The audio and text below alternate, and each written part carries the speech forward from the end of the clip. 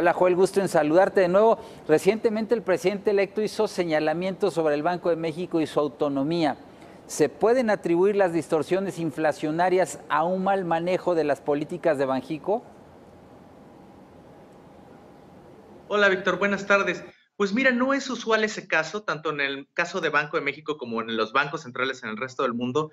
Normalmente las distorsiones inflacionarias o las presiones inflacionarias tienen un origen distinto. Los últimos 2 años en México son un buen ejemplo. Pasamos de un repunte importante en inflación el año pasado debido a un cambio, por ejemplo, en la forma en que ahora se fijan los precios de la gasolina, presiones inflacionarias provenientes de una depreciación del peso por razones más bien externas, más bien entendidas como una apreciación del dólar, y también por choques de oferta que afectaron los precios de algunos agropecuarios. Es un buen ejemplo cómo estos tres factores también están incidiendo ahora en el ligero repunte inflacionario que hemos observado las últimas quincenas, y no son atribuibles al Banco Central, sino a otros muchos factores, tanto externos como internos. Estos comentarios de AMLO de ser reiterados podrían generar la percepción en el mercado de que hay una amenaza a la autonomía de Banjico durante la próxima administración.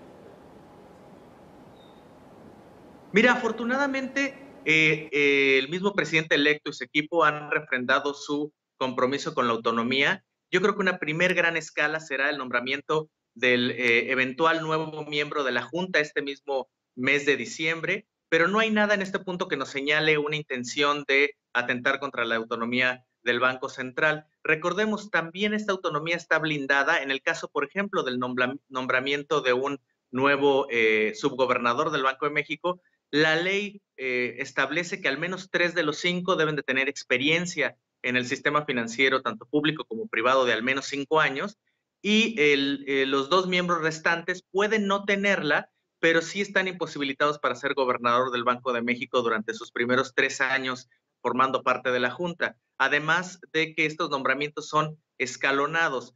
No me preocupa en este punto tanto eso, como me preocupa en general, no solo con la nueva administración, sino en las recientes administraciones, el riesgo de que pueda el mandato de Banco de México ser modificado a un doble mandato entre crecimiento e inflación, y entonces el Banco Central pueda ser objeto de mayor presión pública y política, y hacerlo prácticamente responsable del crecimiento económico en México, lo cual no es el caso. Lo que decías al principio es que eventos adversos, sobre todo externos, pueden poner en riesgo el cumplimiento de las responsabilidades y funciones de Banjico, pero eso va más allá de su espectro, ¿no? En este caso, yo creo que la coyuntura presente es muy buen ejemplo.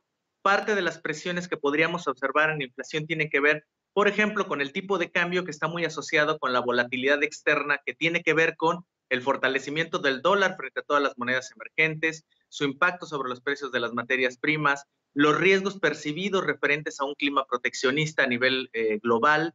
Eso sigue siendo un factor externo muy importante, y los precios, ya lo había comentado, materias primas, pero por ejemplo el petróleo, que tendría una incidencia sobre los precios de la gasolina, tal cual como hoy se fijan estos precios. Y a nivel interno, ¿qué se puede observar? Pues bueno, dependerá mucho de las políticas de gasto público y de gasto privado, y así como decisiones de inversión, cuánta presión de demanda pudiéramos observar en los siguientes meses. Por el momento no lo vemos así, pero son realmente las presiones que estamos viendo, tanto externas como internas, y no necesariamente, de hecho, no asociadas a las funciones del Banco Central. Quizá un ejemplo de responsabilidad de un banco central es el que nos dejó la crisis de 2008, que está cumpliendo, por cierto, 10 años, donde la Reserva Federal mantenía condiciones de laxitud monetaria que contribuyeron al pinchazo de la burbuja financiera, ¿no? Es un ejemplo histórico, por lo mismo no es común. Efectivamente, parte de la explicación generalizada de la gran contracción, la gran crisis financiera del 2009, también pasa por cierta responsabilidad de la autoridad monetaria en Estados Unidos.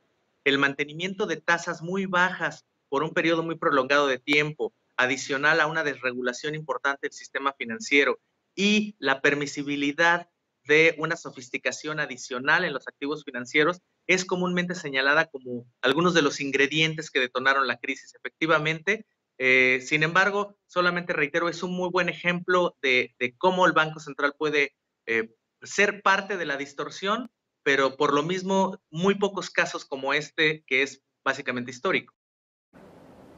Joel Virgen, muchas gracias por compartir tu análisis. Saludos en Nueva York. Gracias y buenas tardes a todos.